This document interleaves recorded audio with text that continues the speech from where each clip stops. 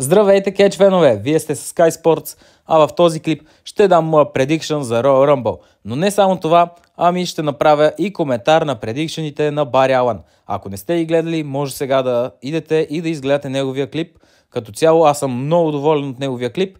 20 минути е и ако сте фенове на кетча, каквито предполагам, че сте, може да идете и да го изгледате.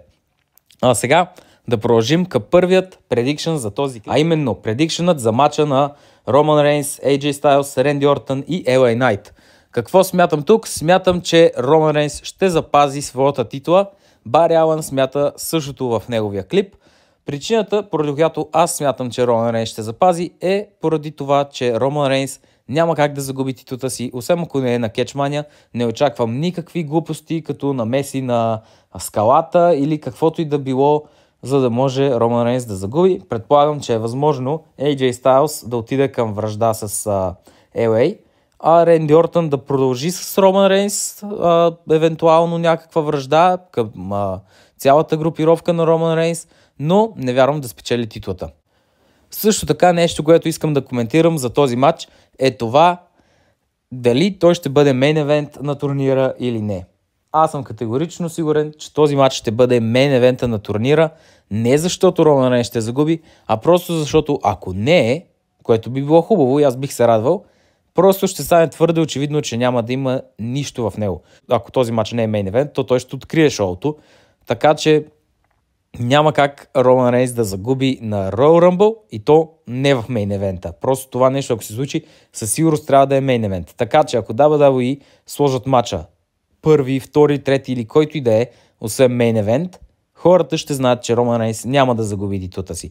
Затова този матч със сигурност ще бъде мейн евента и това е бонус предикшън към турнира, за това, че този матч точно ще бъде мейн евента и отново, за мое съжаление, няма да имаме мейн евент, който реално да бъде самото меле. Следващият матч, който ще коментирам, е Логан Пол срещу Кевин Оуенс. Тук аз смятам, че Логан Пол ще запази титлата си, просто защото това е първата му защита и няма как WWE да направят така, че Логан Пол да загуби още от първият си матч.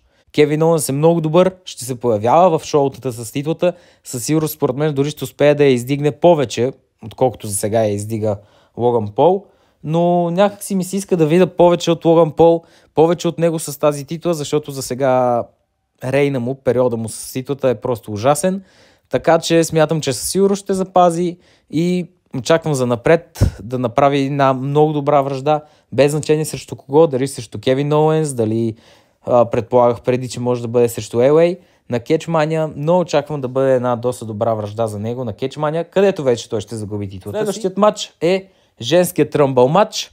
Тук като цяло смятам директно да кажа за кой съм, ами за нито един от официално обявените. Смятам, че ще имаме някаква изненада и кетчистка, която не е обявена, т.е. не е нито Бейли, нито Бянка, нито Беки, камо ли пък на Аджакс. Някоя, дали ще бъде някое изненадващо завръщане или някое по-очаквано, може би Саша Бенкс, може би AJ Ли, без значение, Найоми, не знам, но смятам, че трябва да бъде някоя кетчистка, която да изненада публиката. Бари Алън заложи тук на Лив Морган. Като цяло това е до някъде изненада, защото не бих го очаквал, пък и смятам, че масово кетч феновете не го очакват, но аз не бих заложил на нея, така че тук предикшените ни се различават. Ако трябва да кажа име, би било наистина много трудно, а и няма как да спекулирам с имена, които не са потвърдени, защото би било глупаво, а не ми се отива в такава сфера, така че ще коментирам от една измежду Беки и Бейли. Като цяло и двете имена са приемливи според мен, кетчистки, които са изградени, качествени и могат да отидат и да мейн евентват кетчмания, въпреки че няма да го направят дори да спечелят, но могат да отидат и да се бият за титлата и да бъде интересно.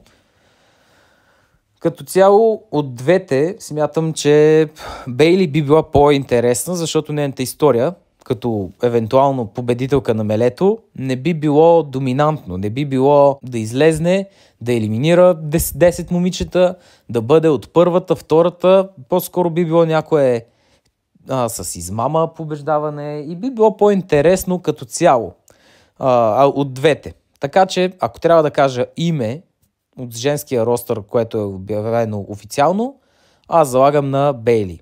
Но истината е, че предполагам, че ще бъде някое изненадващо лице. И дойде време и за най-чаканият матча, заради който се гледа турнира, поне според мен. Мъжкият Royal Rumble матч. Наистина очаквам изключително много от него, както всяка година. Един от любимите ми матчове, един от любимите ми турнири заради самият матч. Матч, който ти дава право на едно от най-великите неща, да main event-ваш кетчмания, правото да се биеш за главната титла на най-големият турнир за кетч. Кой смятам аз, че ще спечели? Като цяло има, както и самия Байер Алън каза, трима, които най-вероятно са претендентите да спечелят. Това са Гюнтер, CM Punk и Коди Роудс. Не смятам, че ще има завръщания, които са достойни да спечелят, както смятам с женския Royal Rumble. Тук смятам, че някой от тях тримата наистина ще спечели.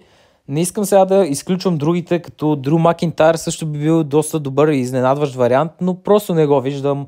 Боби Лешли също не го виждам, другите няма смисъл и да ги коментирам. Затова се фокусираме върху тези тримата. Първо, Коди Роудс.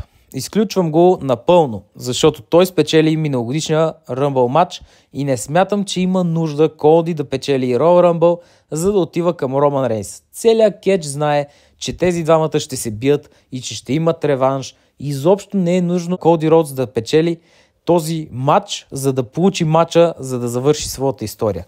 Той може просто да излезе, да се срещне с Роман Рейнс, да се погледнат и матчът е готов. Той ще бъде билднат. Той си има история между тях. Не му трябва това.